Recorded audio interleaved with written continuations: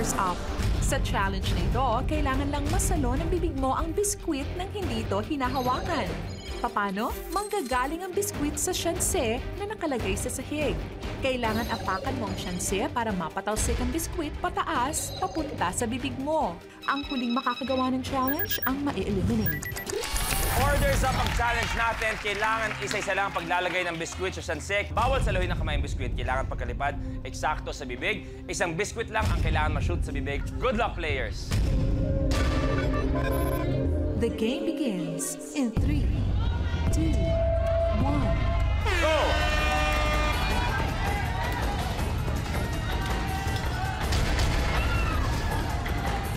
Huwag masyado malakas. Steady lang.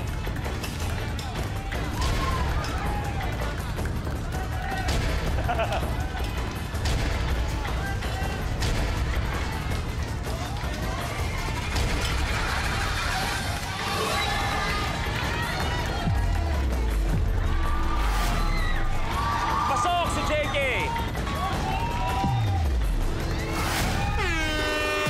Tapos! Mikey, your game's over. Ay, nako, kung kailan akala ko aabot na sana kauna-unahong head-to-head, dun kinapos. Kaya Mikey, maraming salamat. Ikaw na ang upo. Thank you for being here.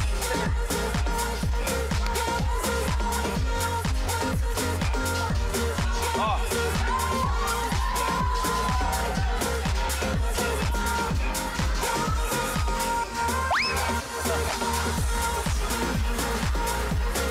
Mikey, maraming salamat. Uwi ko. Oh.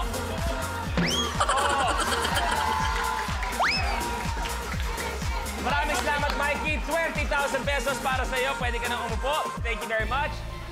Ang naiwan si Chok at si JK na may guaranteed tig 20,000 pesos. Ibig sabihin kayo ang mag-head-to-head. Kaya isa sa inyo ang pwede makakuha ng additional 50,000 at magiging last man standing maglalaro for 1 million pesos. Yan man, ang bagong dating kaya o ang legend. Ang tapatan na ito mangyayari sa pagbabalik ng Minute to Win It, Last Man Standing.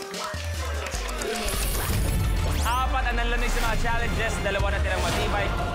Para sa'yo, sino magiging last man standing? Hindi ko masagot, pero sasagot niya ng Espiritu. Espiritu sasagot? Eto, Edwin Espiritu, sagutin mo. Sa tingin ko si Jiki. Jiki! Okay.